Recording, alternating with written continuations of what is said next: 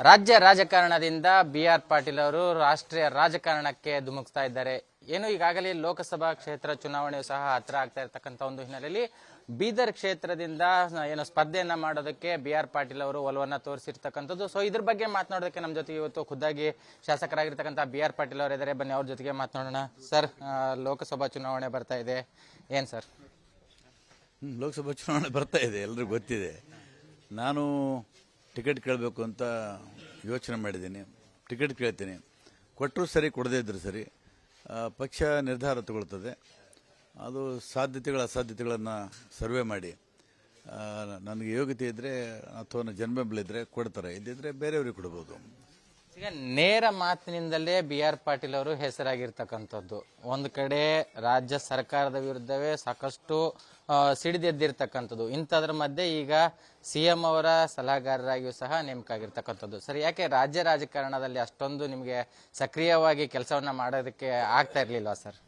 ನನ್ನ ಯೋಚನೆಗಳು ರಾಜ್ಯ ರಾಜಕಾರಣದ ಮೀರಿ ನನ್ನ ಹೋರಾಟಗಳು, ಚಿಂತನೆಗಳು, ಚಳವಳಿಗಳು ನಾನು ಗುರುತಿಸ್ಕೊಂಡಿದ್ದೀನಿ. ಈಗ ಪರಿಸರದ ಬಗ್ಗೆ ಅತ್ಯಂತ ನನಗೆ ಇವತ್ತು ಭಾಳ ಕಾಳಜಿ ಇದೆ.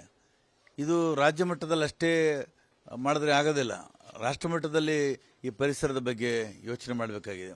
ನಿರುದ್ಯೋಗದ ಬಗ್ಗೆ, ಹೀಗೆ ಅನೇಕ ರಾಷ್ಟ್ರೀಯ ಸಮಸ್ಯೆಗಳಿದ್ದಾವೆ. ನನಗೆ ಸ್ವಲ್ಪ ಆಸಕ್ತಿ ಇದೆ. ಅನೇಕ ಚಳವಳಿ ಜೊತೆಗೆ ನಾನು ಗುರುತಿಸ್ಕೊಂಡಿದ್ದೀನಿ. ಮತ್ತು ನನಗೂ ಕೂಡ ರಾಷ್ಟ್ರ ರಾಜಕಾರಣಕ್ಕೆ ಹೋಗಬೇಕು ಅಂತ ಬಹಳ ದಿವಸಗಳಿಂದ ಆಸೆ ಇತ್ತು. ಈ ಸಲ ನಾನು ಟಿಕೆಟ್ ಕೇಳ್ತೀನಿ.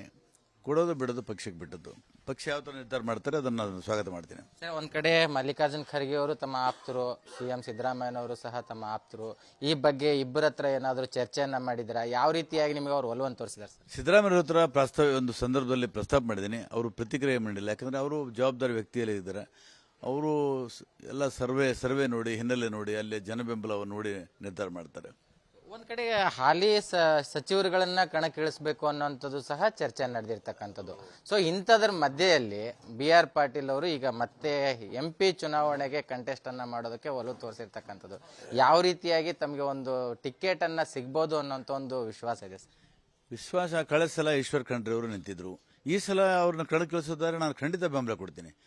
ಆ ಪಕ್ಷ ನಿರ್ಧಾರ ತಗೊಳ್ಳಿ. ಪಕ್ಷ ಯಾವ್ದು ನಿರ್ಧಾರ ತಗೊಳ್ತಾನೆ ಅದಕ್ಕೆ ಬದ್ಧನಾಗಿದ್ದೀನಿ.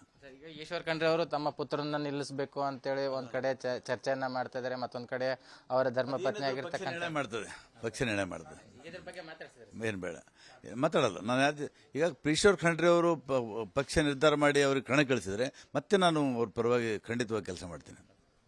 ಸೊ ಇದಿಷ್ಟು ರಾಜ್ಯ ರಾಜಕಾರಣದಿಂದ ರಾಷ್ಟ್ರ ರಾಜಕಾರಣಕ್ಕೆ ಧುಮುಕೋದಕ್ಕೆ ಬಿ.ಆರ್. ಪಾಟೀಲ್ ಅವರು ತಯಾರಿಯನ್ನ ನಡೆಸಿಕೊಂಡಿರ್ತಕ್ಕಂಥದ್ದು. ಕ್ಯಾಮರಾ ಪರ್ಸನ್ ರವಿಕುಮಾರ್ ಜಲವಾದೆ ಜೊತೆ ವಿಶ್ವಕುಮಾರ್ ಬೋಗ್ನಳ್ಳಿ, ವಿಸ್ತಾರ ನ್ಯೂಸ್, ಕಲಬುರಗಿ.